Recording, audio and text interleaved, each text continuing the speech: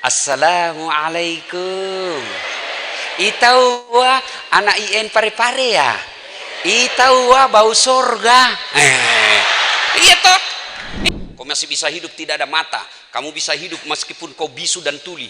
Tapi pernah kau lihat orang masuk di kampus tidak ada kepalanya? Ah, itulah makna sholat.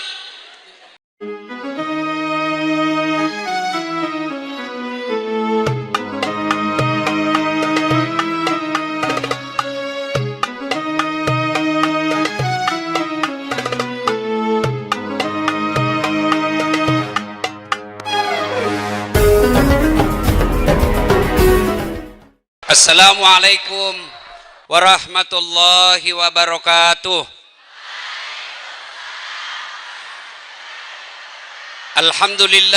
Alhamdulillahi rabbil alamin. Wabihi nasta'inu ala umurid dunya waddin. Ashhadu an la ilaha illallah wa ashhadu anna muhammadan abduhu wa rasuluh. Allahumma salli ala sayyidina Muhammad wa ala alihi wa sahbihi ajma'in. Amma ba'd. Faqad qala Allah subhanahu wa ta'ala fi kitabil karim. Bismillahirrahmanirrahim. Ya ayyuhalladzina amanu dukhulu fis silmi kaffatan wa la tattabi'u khutuwatis syaitan innahu lakum adu mubin. Wahai orang-orang yang beriman, masuklah engkau ke dalam Islam secara sempurna, bukan Islam pencitraan, bukan Islam pilpres. Hati-hati jelang pilpres, banyak tiba-tiba tampil kala-kala Ustadz Dasat penampilannya. Ustadz pencitraan, hati-hati. Pilih saya, sama-sama kita orang Bugis. Ada masalahmu, telepon Kak 24 jam aktif. Begitu terpilih dia ganti nomor HP-nya. Ada begitu kau tahu? Ada? Nah, kau salah, kenapa kau pilih? Islamlah secara benar. Dan janganlah engkau ikuti langkah-langkah setan. Karena sesungguhnya setan itu musuh yang nyata bagi kalian. Dan ternyata di auditorium ini, saat saya berceramah, masih banyak setan yang berkeliaran. Setannya bukan pocong, bukan popo, bukan uka-uka. Tapi apa setan yang ada di tengah-tengah kita bentuknya handphone. Orang sudah ceramah masih tonsi, Bu. Setan itu agar kau tidak dengar baik-baik ini nasihat kita. Simpan dulu handphonenya, simpan. Adik-adik yang pegang handphone, saya doakan kau tidak dapat jodoh. Simpan dulu handphonenya, simpan ya. Ustadz, kita mau rekam supaya ada komunikasi. Kalau adik-adik rekam, gambarnya tidak jelas, suaranya tidak jernih. Bagaimana caranya Ustadz? Itu ada kamera saya bawa. Ya. Tapi kau bawa pulang kameramu Ustaz, gampang, nonton YouTube. Gimana caranya? Tulis Seminar Internasional IAIN Pare-Pare. Nah, keluar lain. Nah, sudah itu, jangan lupa like and share. Kenapa kau ketawa cewek? Wih, cewek, kalau artis kau follow apa kau dapat? Apa? Ibu-ibu, kalau artis ibu follow apa dapat? Gosip murahan. Nak tumbuh istri suaminya, nak banting istrinya. Sudah itu. Ya, tapi kalau kau follow ulamamu, kau ikuti ulamamu, satu, kau angkat harkat dan martabat ulamamu. Masa artis yang kontennya ndak jelas, kelihatan dadanya, kelihatan pahanya, ndak juga nak kasih pegang kok. Nak kasih lihat-lihat aja kok saja begini. Followernya berapa? 5 juta. Ahli tafsir berapa followernya? 125. Apa kau ndak malu ulamamu sedikit followernya? Maka mulai hari ini follow Dasat Latif.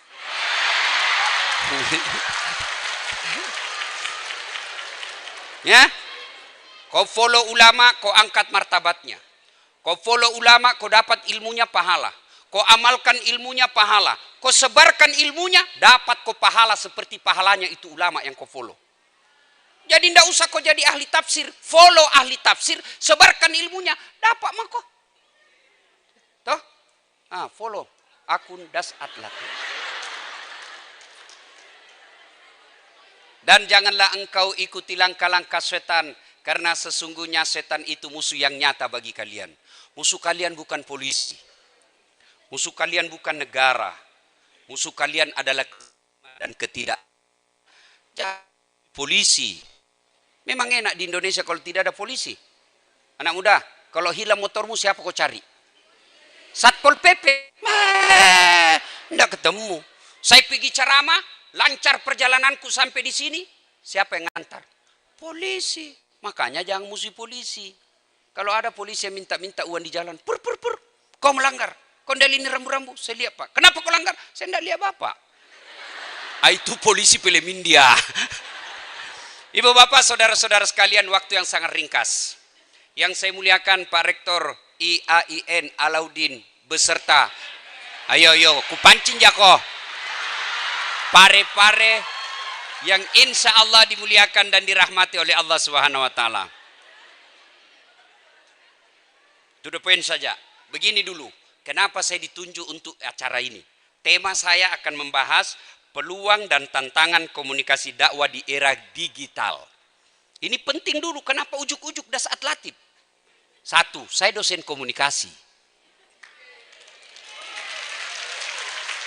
S1, S2, S3 saya memang komunikasi. Sampai sarjana, magister, doktor, komunikasi. Alhamdulillah, Allah izinkan saya juga sarjana agama. Saya dari Fakultas Syariah. S1, Syariah Pengadilan Agama. S3, saya satu kelas dengan Pak Ali Rusdi. Kalau Pak Rektor telepon saya, belum tentu saya hadir.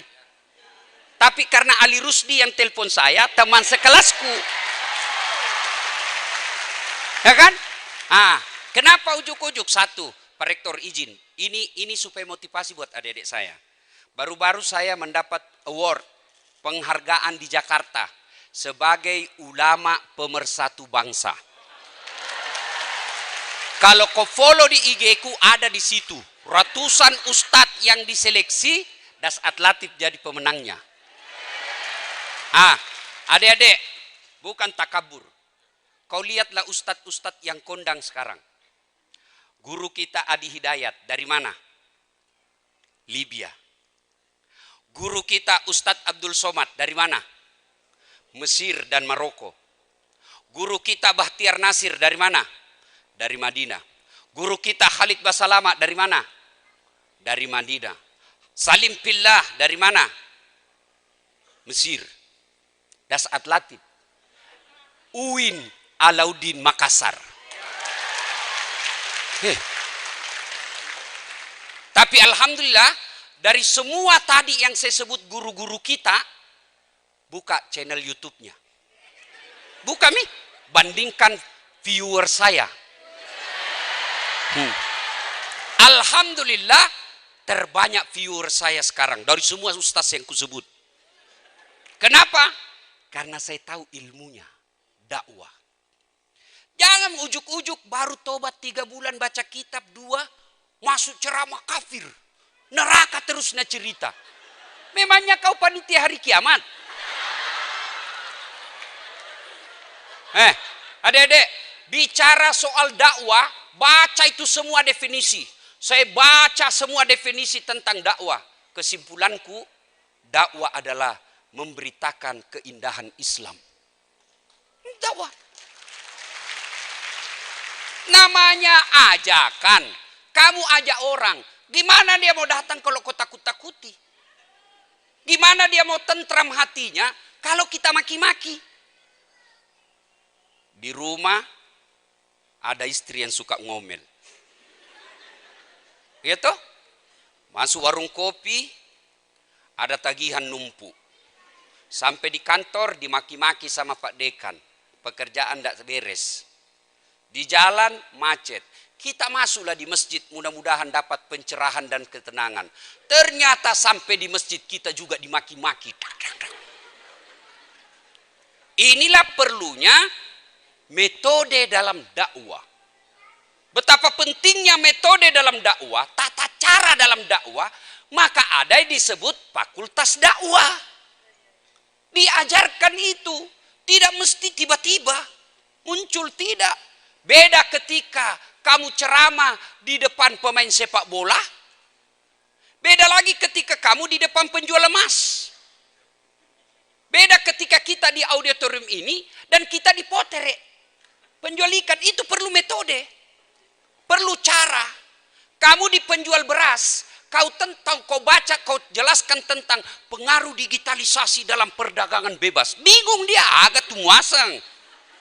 Tidak ada metodenya, dipelajari itu. Maka ini pentingnya dakwah untuk menyiarkan Islam sebagai rahmatan lil alamin. Itulah bedanya mulutnya ulama dengan mulutnya demonstran ketika mengkritik kebijakan pemerintah. Kalau mulut ulama, mulut orang ahli agama, tentu beda dengan mulutnya anak mahasiswa yang baru belajar. Kalau mulut ulama memaki, menghina, mengkafir-kafirkan, saya biasa bilang, dari mana belajar agama ya? Nabi, manusia pilihan, akhlaknya paling mulia, Allah takdirkan beliau tidak pernah kasar mulutnya bicara. Nabi kalau marah, itu urat dahinya antara alis beliau berdua, alis dua kiri kanan, itu ada urat di alisnya ini, yang kalau beliau marah, itu membesar. Sehingga sahabat tahu, macai beliau, marah beliau. Jadi tidak perlu mulut keluar kasar. Maka ini pentingnya. Kalau kamu kuasai dakwah di zaman digitalisasi ini, kecil dunia, kecil. Mau kau dapat istri cantik, kecil. Uang panai, tidak masalah. Yang penting kau jadi konten kreator. Benar. Saya bukan mutakabur. Dari penghasilan yang kita dapat dari dunia digitalisasi, alhamdulillah. Saya sudah lupakan dunia sekarang. Tidak jadi masalah saya buat dunia saya. Tidak. Maka saya independen dalam dakwah. Kenapa? Apa yang saya mau cari? Dunia sudah Allah kasih saya. Maka adik-adik sekalian, kuasai dakwah dengan menguasai pemanfaatan digitalisasi, maka insya Allah duniamu akan mengikutimu. Bukan kamu yang kejar dunia, tapi yang kejar. Nah, mari kita lihat. Karena ini ada, saya bikin sedikit ya. Teologisnya, apa perintah ini dakwah? Salah satu penyakit yang paling ditakuti manusia, rugi. Tidak ada orang mau rugi di sini. Mau semua untung. Maka Allah hadirkan dan bertanya, sungguh manusia dalam kerugian. Rugi kok. Kecuali, nah itu nasihat menasehati. Ini dakwah. Kalau kamu tidak mau merugi di zaman ini, nasihat menasehati. Bagaimana cara nasihat menasehati? Perlu ilmu. Ilmunya tahun 1900 yang lalu, Gurutta metodenya dakwanya Kiai Haji Abdurrahman Ambo Dalle, beda zamannya Dasat Latif. Kalau saya, jangan dipanggil saya Kiai, mabusung kak nanti. Ustaz jago sekali nih. Kiai itu pimpinan pondok, dan kita orang Bugis cocoknya Andre Gurutta. Tidak usah saya disebut karena saya bukan pimpinan pondok. Doakan saya bisa pondok. Dan saya lagi rintis sekarang, Pak Rektor, ada di jalan Talasak City. Jadi adik-adik kalau dari BTP kan ada itu jalan tembus ke tol. Itu lagi saya bikin Masjid Hajjah Sitimang, ibu saya, dan markas kader ulama. Jadi bukan pesantren. Ada Pak Rektor, Ustadz itu anak santriku tamak mi dari fakultas dakwah tapi tidak tahu bicara. Bagaimana caranya fakultas dakwah tidak tahu bicara? Jamang-jamang, sini. Saya kasih kursus 6 bulan kau keluar lagi. Ustadz itu ada anakku penghafal Quran, tapi dia tidak kuasai apa yang dihafal. Sini. Kita kasih ketemukan gurunya di sini. Dia seolah-olah seperti pelatihan, bukan pesantren. Nah, mudah-mudahan nanti ada yang daftar di sini. Sebelum saya lupa juga, saya bawa hadiah buat kalian. Siapa yang ada yatim piatu di sini? Kuliah. Yatim piatu. Siapa? Tidak ada nih ibu bapakmu. Saya kasih kau beasiswa sampai selesai. Catat itu ketua panitia, catat itu ya. Saya ongkosi. Siapa lagi? Betul yatim piatu. 2. Siapa lagi? Lanjut dulu ceramah. Ini namanya PLTU, pada laut tak pada upe. Saya kasih 10 orang. Saya kasih 10 orang. Ya. Insya Allah kita kasih beasiswa. Dibayarkan sekolahmu sampai kau selesai. Ya, insya Allah.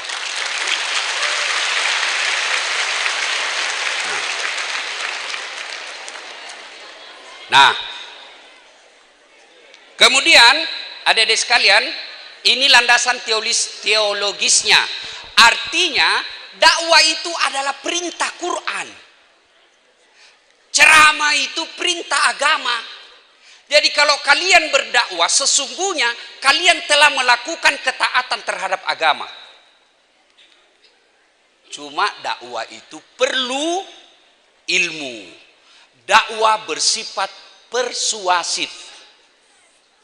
Ada yang tahu apa itu persuasif? Lawannya saja persuasif. Lawan dari persuasif apa? Ada yang tahu? Apa? Lawannya persuasif. Kursif. Koersif. Apa itu persuasif? Contoh, Rektor, ada kasihan ini pentinganku. Apa ini kasihan proposal? Oh gampang itu. Gampang, begitu gampang. Beliau eksekusi itu karena dia terpersuasi oleh saya. Dia sudah yakin. Ada juga cara kedua. Pak Rektor, kabulkan ini proposalku. Kalau tidak, ku kasih viral ini Pak Rektor. Sama-sama terkabul, tapi satu persuasif, ikhlas, tenang, senang perasaannya, satu terpaksa. Kalau terpaksa, orang tidak akan lama. Sholat kona, ini diberjelaskan. Kalau kau tidak sholat begini.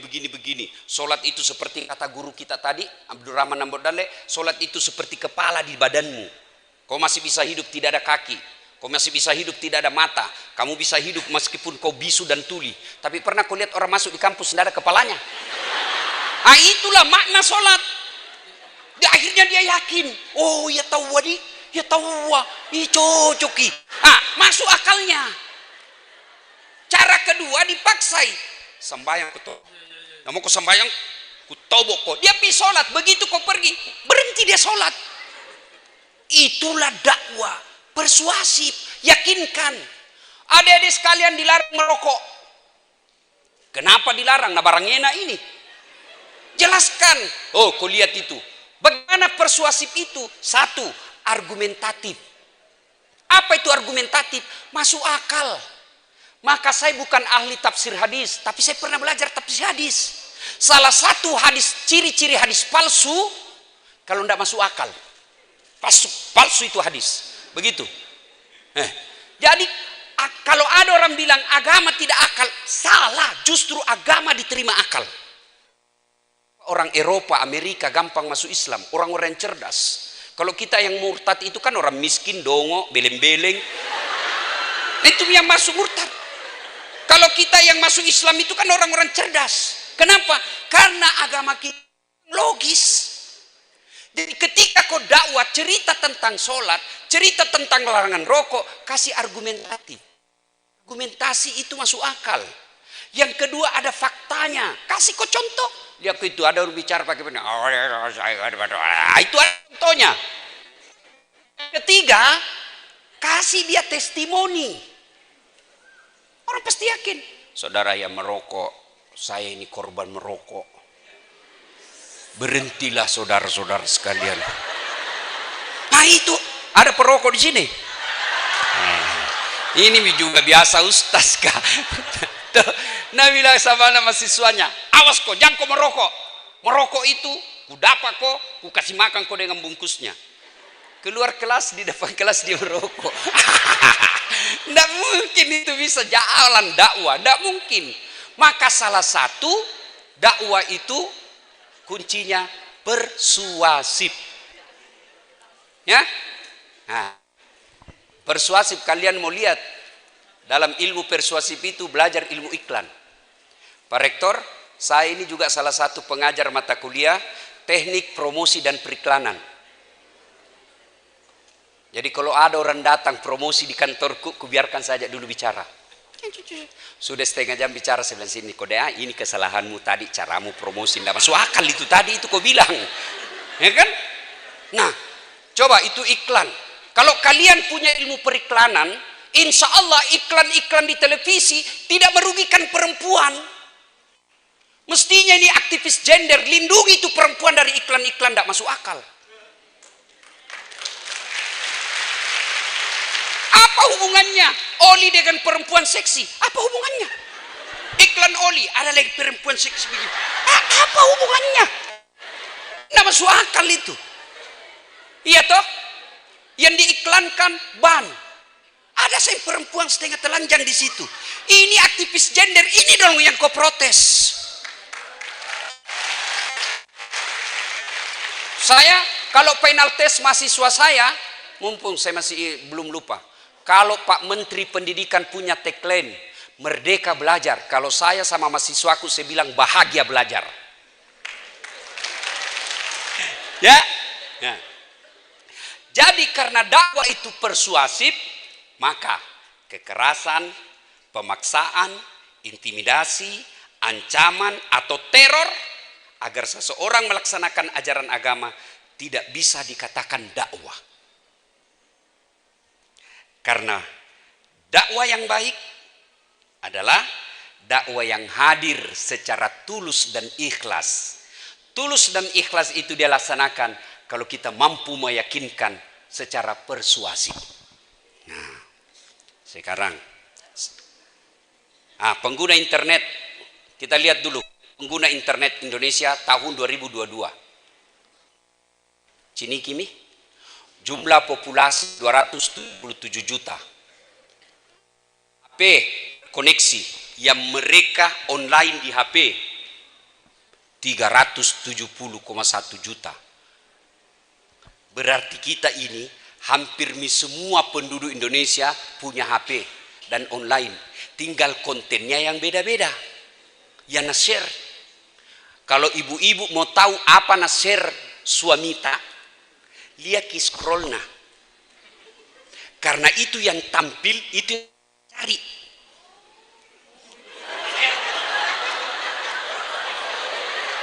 Hah? Bu, perlu kita tahu ini Bu. Bu, jadi itu konten yang lewat di layar tak. YouTube kasih berdasarkan kecenderungan yang kita selalu cari. Kalau saya di HP ku, begitu Bapak buka itu IG ku, pasti yang binatang-binatang. Karena saya suka cari itu. Yang apa? Harimau lawan monyet. Kan lucu itu. Harimau dikatok kepalanya, bergantung lagi. Iya kan? Kalau ibu tiba-tiba suami dia, kenapa nasangin cewek seksi-seksi? Itu mina cari terus suamimu. Kenapa nak cari? Karena ibu tidak seksi di rumah.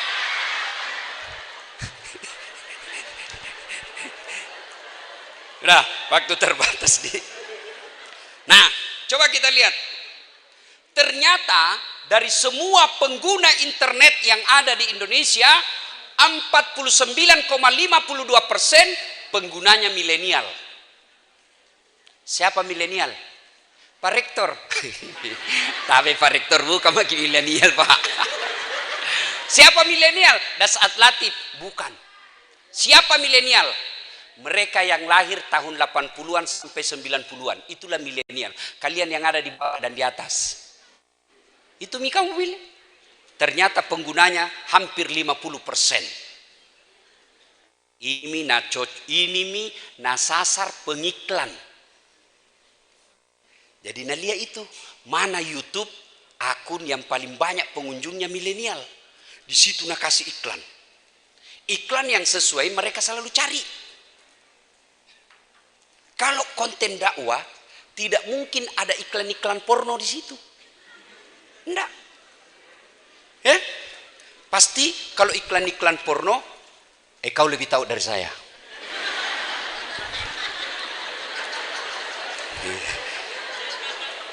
Coba lihat lagi.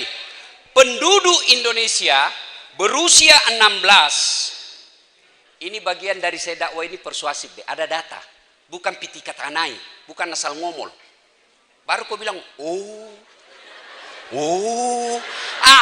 masuk itu di akalmu.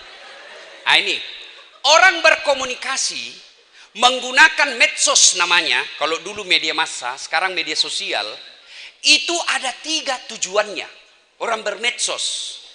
1, mempengaruhi kognisi, pengetahuan. Dari tidak tahu menjadi tahu.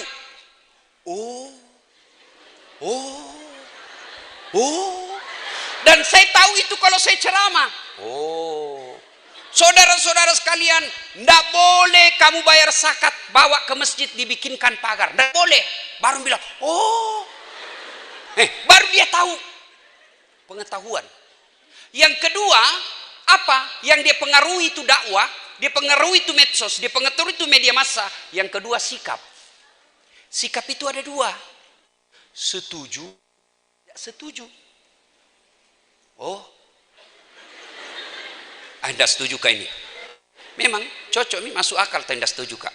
Itu merokok 90 tahun umurnya. Nah itu biasanya perokok tidak akan setuju dengan larangan merokok. Pasti itu. Masuk akalnya, tapi sikapnya tidak menerima.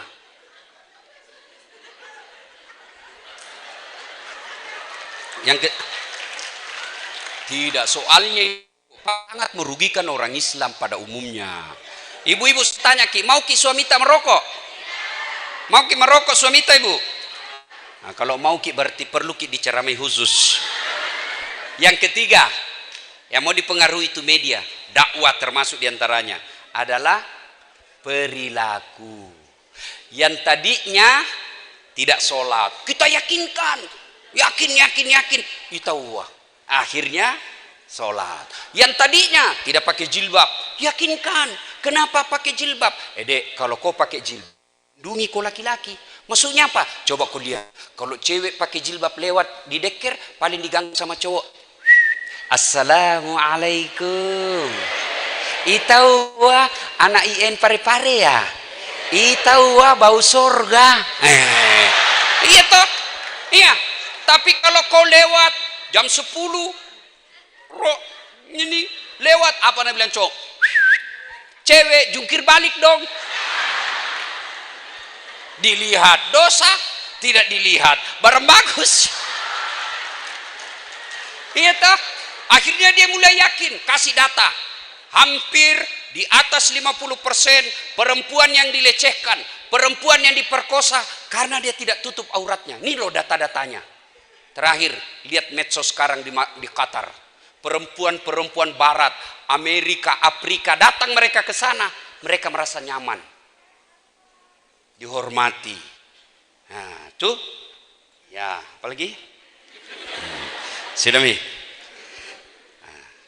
Generasi milenial menjadi menarik untuk dibicarakan. Kenapa?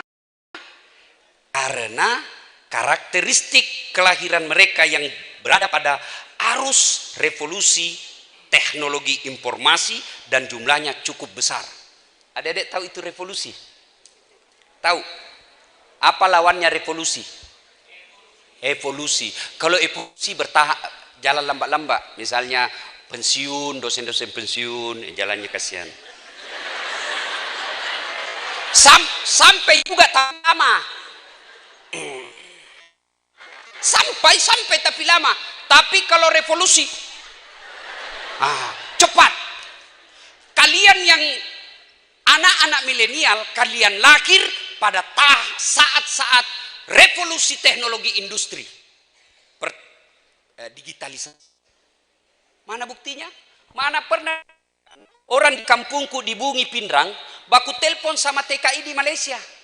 Kega kok sabah video call. Kita ko nasangnya Milo. Iya toh? Nggak pernah dibayangkan dulu itu. Orang yang kerja di Saudi, pergi umroh di Saudi dulu tahun 70, pergi haji 3 bulan baru ditahu dia selesai atau tidak. Bahkan banyak yang pulang sakaratil maut. Sekarang pergi umroh, nah telepon suaminya, engkau nak daeng ko Ka'bah, video call ko yolon, ita ni daeng, menangislah dia, terima kasih nasa daeng, letuk nak tanam apa cingnya, ita ko makasih memato maka, mana pernah dibayangkan, sekarang kau alami semua, iya toh, Pak Rektor dulu, Pak Rektor waktu kuliah, slide, ditulis spidol itu plastik, baru ditempel di mesin penorot, kalau lama, mangui, hangus itu plastik, Pak Rektor dapat toh, sekarang, PowerPoint, apa? Dulu fotokopi, sekarang copy paste.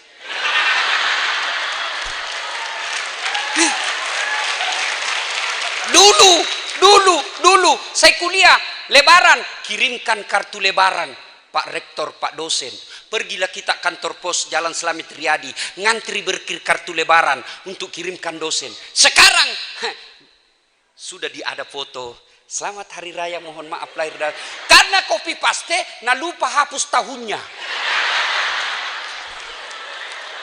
Ini revolusi digitalisasi yang sangat cepat, makanya disebut revolusi. Ya toh? Nah, adik-adik sekalian, sampai jam berapa ini Pak Ustaz? Sampai sepuasnya, Beh. Anda puas, saya lah Mas. Ayo adik-adik, kita lihat lagi. Konten apa yang paling disenangi anak milenial?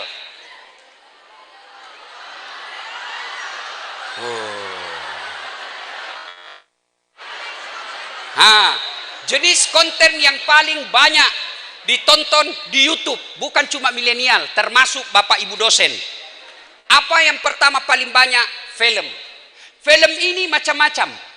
Film Korea, Lee Min Ho. Film silat, Jet Li. Macam-macam. Film sejarah perjuangan Islam, Umar bin Khattab. Macam-macam. Film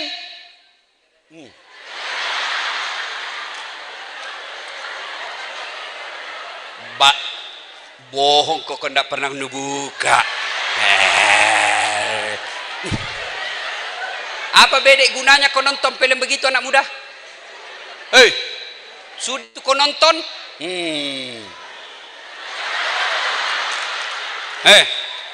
Kau nonton itu, otakmu rusak. Akhirnya apa? Mulai masuk di anumu, otakmu, sikap, perilaku. Akhirnya apa? Dek, apa caramu malam minggu? Tidak ada jika.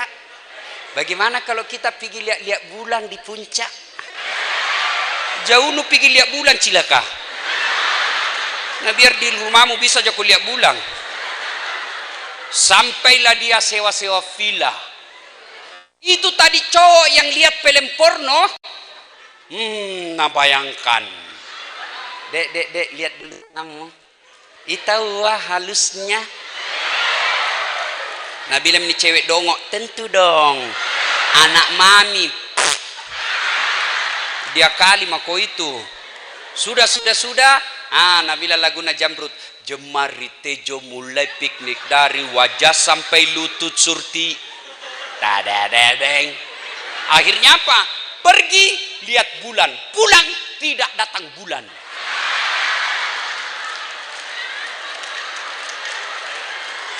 Akhirnya telepon cowoknya. Kak, apa ini kasihan? Saya ini kasihan satu-satunya anaknya mamaku. 3 bulan minta muncul-muncul. Cowoknya malah na blokir. menghilang dari kota Parepare. Cidako. Itulah pengaruh nonton film porno. Maka adik-adik sekalian, jangan kau coba-coba nonton. Kalau bapak-bapak, kadangkala boleh kalau bapak termasuk lemah syahwat, supaya memancing kembali, tapi jangan kepada tetangga. Bedemu mato. Ya, dek, cewek, saya cinta kalian karena Allah. Masa-masa kuliah seperti ini, dek, yang banyak rusak masa depannya karena pacaran. Jangan kau pacaran. Gunung kan ku daki, lautan kan ku seberangi, masjid kau lewati. Kalau ada yang kenal saya dalam kuliah, mau di IAIN maupun di Unhas S1 sampai S3, kalau ada kenal saya, boleh tanya, saya pernah enggak pacaran waktu kuliah? Sibuk saya. Kecuali ada ton cewek yang suka, Kak.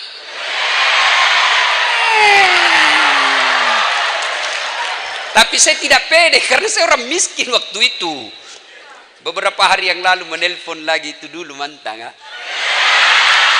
Nabi sombong sekali mago. Tidak, menghindari dosa. Saya harus menghargai Mama Nyece. Mama Nyece itu bidadari dari surga. Tidak ada papanya. Itu kalau ibu-ibu mau setia suamimu, jadilah istri yang soleha.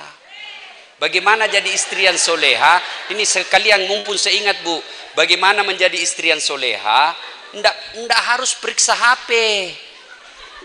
Seberapa mampu ibu periksa HP? 2 HP nah.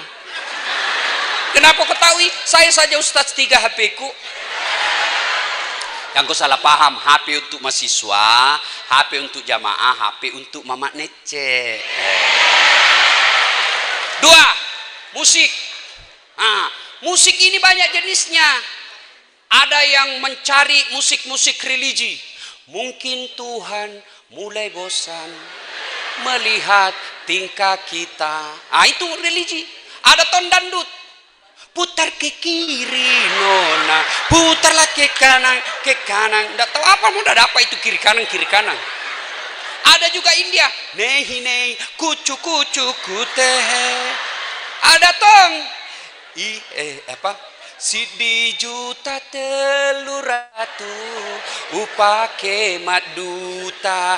Ini TKI Indonesia yang lagi diputuskan cintanya di Indonesia. Macam-macam musik. Ada juga yang mengharamkan musik. Ada. Tapi bagi saya yang mau mengharamkan musik silahkan, tapi jangan kau bilang masuk neraka orang dengar musik. Tergantung tahu kontennya. Kalau dakwah masa salatullah, salamullah, masa masuk neraka? Kan? Maka dakwalah searif bijaksana, memahami perbedaan pendapat. Olahraga, sekarang paling banyak sepak bola. Apapun klubmu, saya tetap Maroko.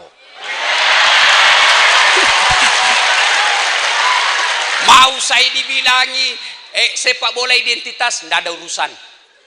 Ya kan? Coba lihat itu kasih mama dia lihat nonton mama anaknya lambing bersikir. Bukan identitas itu bagian dari ikhtiar. Ikhtiar orang-orang beragama yakin doa. Mereka mencela-cela yang agama, tapi begitu adu penalti begini juga semua. Itu bagian daripada ajaran agama. Tendang belok kiri. Kuliner, ibu-ibu. Sini paling banyak. Ada tom bapak-bapak. Traveling. Ini banyak juga penontonnya. Hai guys. Saya lagi di Bulukumba guys. Ini salah satu Bulukumba ada disebut pembuat perahu pinisi. Hai guys. Ada yang baru bikin konten, dekat sekali kamera dengan hidungnya.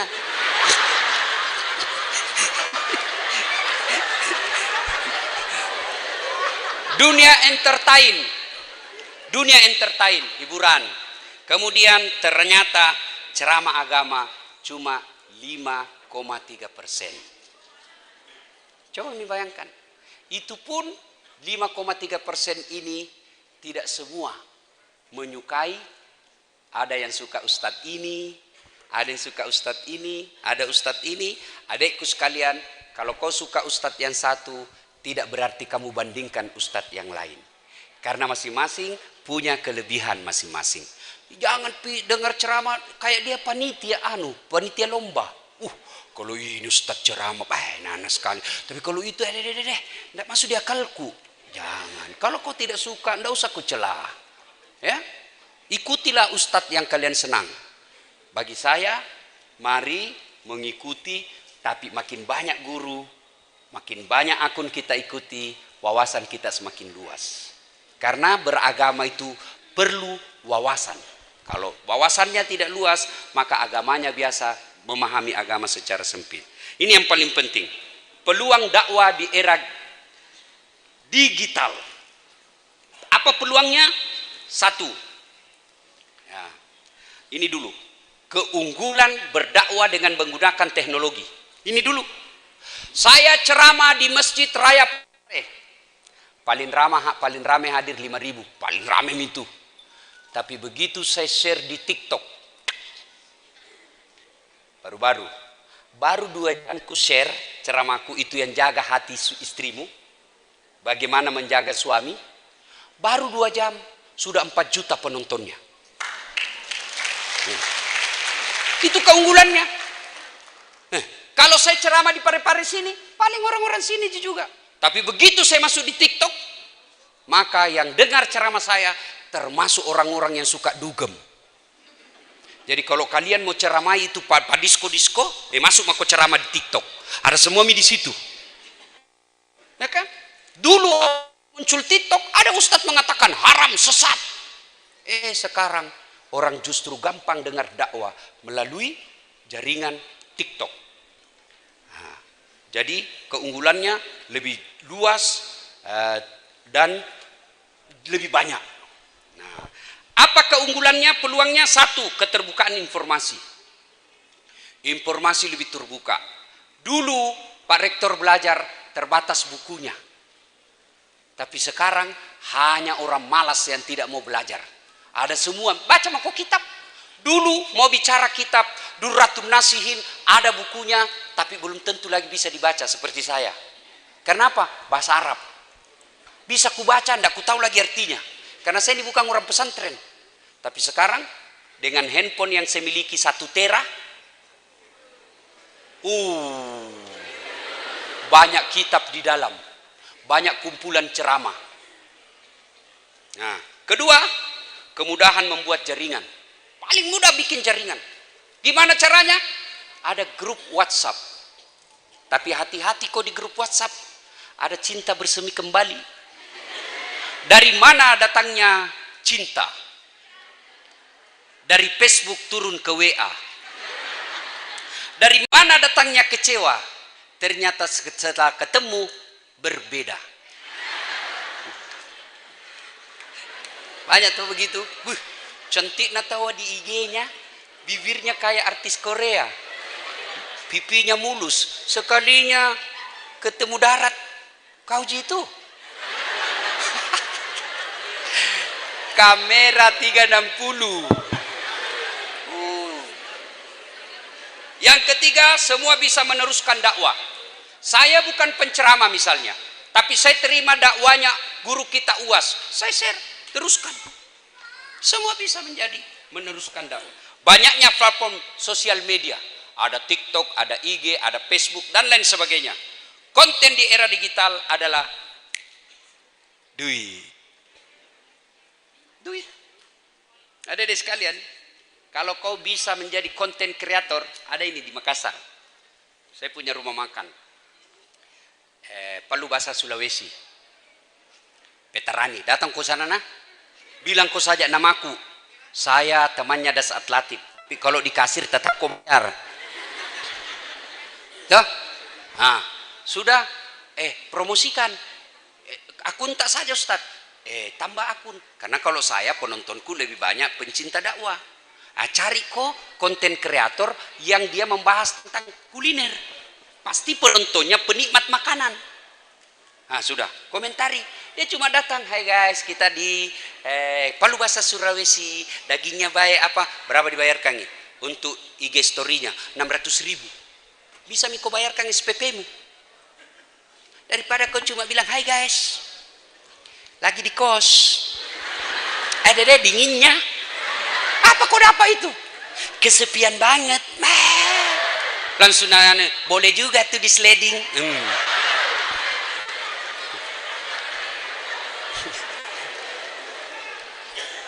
Netizen akan mencari. Netizen ini bahasa Inggris. Sudah diindonesiakan menjadi warganet. Akan mencari informasi-informasi keagamaan sebagai jawaban dari permasalahan. Adik-adik masih ingat awal-awal dakwah, ya kan? Dulu awal-awal dakwah itu kan anak-anak muda hijrah nih, mau hijrah, saya cari tentang wudhu. Wah, dicari wudhu di YouTube. Kan anak muda sekarang kan malas membaca, dia lebih senang menonton. Makanya saya prorektor, kalau saya ujian mahasiswaku tidak menulis nih, kusuruh bikin video. Karena membaca bikin ambil waktu, tulisannya juga bingung saya baca. Kasih masuk nih. Maka kalau Prof dia bisa mencontek. Tapi kalau dia pidato, saya suruh dia pidato, misalnya pertanyaan soal pertama, apa hubungan antara komunikasi dengan politik? Jelaskan 2 menit. Kasih masuk di YouTube, baru ku nilai. Kasih masuk di IG, baru ku nilai. Kasih masuk di TikTok, baru dinilai. Yang bagus, saya masuk ke IG ku, penontonku puluhan juta. Kalau jelek, ku kasih masuk juga di IG ku. Captionnya, jangan ditiru.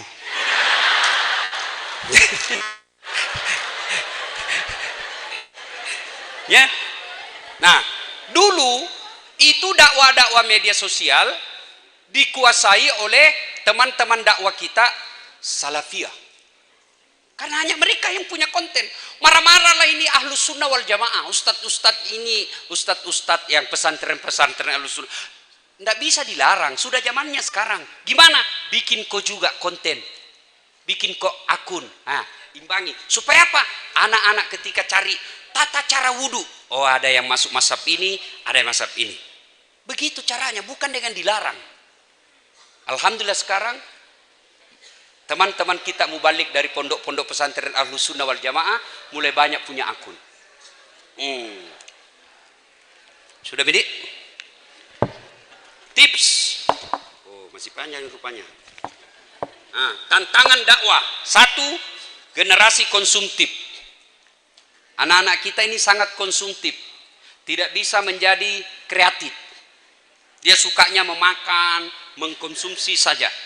Baik makanan maupun konten. Malas membaca. Berkurangnya kepakaran. Karena sudah malas membaca, akhirnya tidak pakar. Ajaran radikalisme. Ini. Jangan selalu adik-adik kamu terprovokasi bahwa selalu identik Islam dengan ketika berbicara radikalisme pasti Islam. Tidak, itu kamu wajib, kamu lawan semua itu. Tidak ada.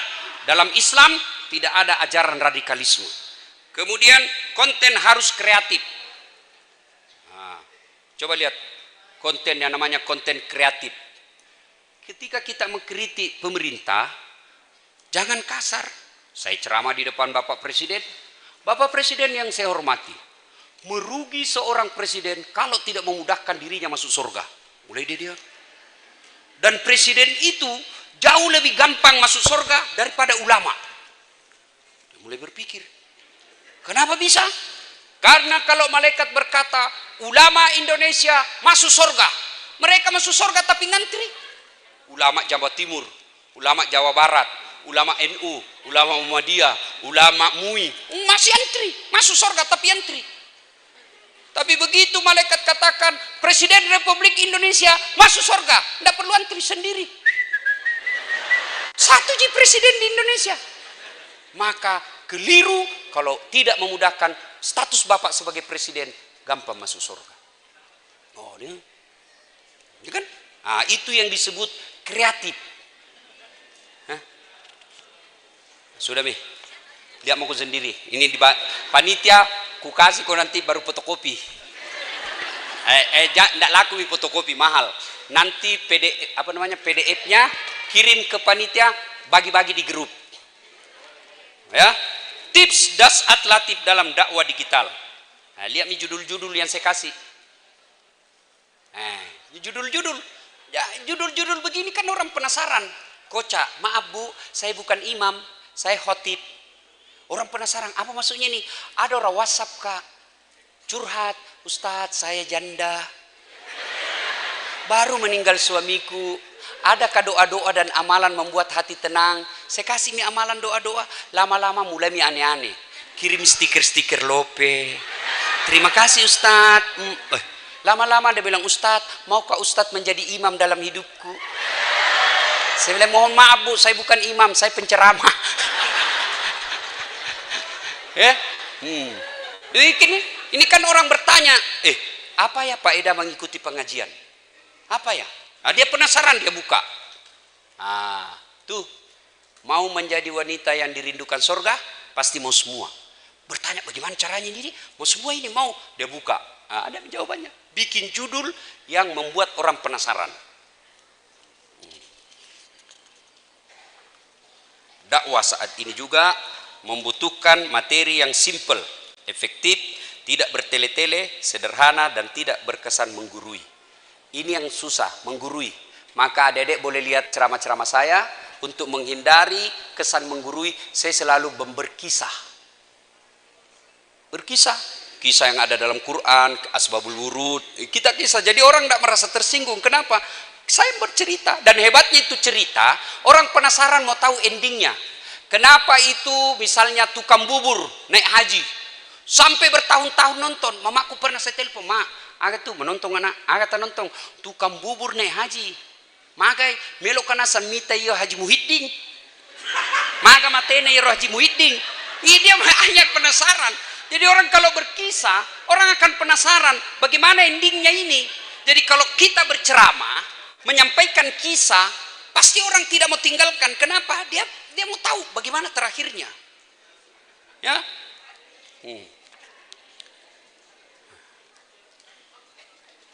Nah, ini daripada istri kedua yang nikmati emas tak. Apa maksudnya? Saya ceramah begini Bu, ibu-ibu sedekahlah. Ini yang banyak semua cincinnya di depan saya. Kalau ibu-ibu mati, siapa yang pakai cincin emas berlianmu? Ada yang bilang, anak, bukan anakmu, istri kedua. Kenapa bisa? Pasti suamimu kawin lagi. Nah, dengar mama necek di rumah. Ini ceramahku di YouTube kan selalu tongin dan nonton. Dia bilang, Ustaz, jadi kalau saya duluan nanti meninggal, Ustaz mau kawin lagi. Saya bilang, sini kok sayang, ku peluk. Istriku. Saya itu istriku kalau mau ke ceramah, naik di mobil. Mau naik mobil, nah cium dulu tanganku. Pak Rektor, 5 kali kak nak cium. Saya biasa sampai malu sama tetanggaku, cepat-cepat dia lihat ke semua orang. Aduh. Tahu jangan. Bapak-bapak diciumnya ki kalau pikir ngajar. Paling Nabila cerita, ku lepas di kau pahlawan.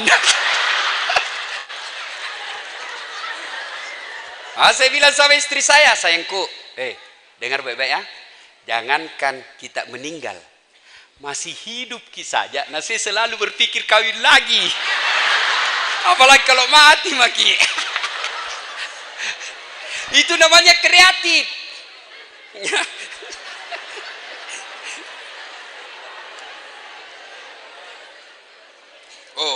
Ini ceramah saya yang paling banyak penontonnya. Kalau saya tidak salah sudah lebih 20 juta. Ya? Kapolri, gaspol. Saya bilang, gimana? Gas atau rem-rem? Berteriak semua, gaspol. Aku gas. Habis. Baru tidak enak dengar siapa suruh kau bilang tadi gaspol? Kalau mau lanjutkan nonton ini, gaspol ada khusus acara saya di Metro TV. Judulnya Gaspol tiap malam Ahad jam 9. Saya tadi bilang sama Pak Rektor, 2023 konsep ceramah saya di Gaspol itu ada di studio, ada yang ghost to campus. saya akan datang di kampus ini, kita bikin acara di sini. Supaya nonton seluruh Indonesia ini IAIN Parepare. Nah, kalau mau ditayang, telepon mi sama sepupumu. Tunggu mak, tunggu kak, ada kak mancil muncul itu di metro nah.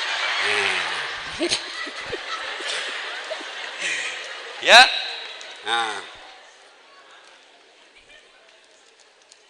Arus informasi yang cepat sehingga melahirkan perubahan yang instan dapat ditemukan pula dalam bahasa. Jadi biasa ini bahasanya anak milenial kita tidak mengerti. Ustaz, assamlek. Apa sih itu assamlek?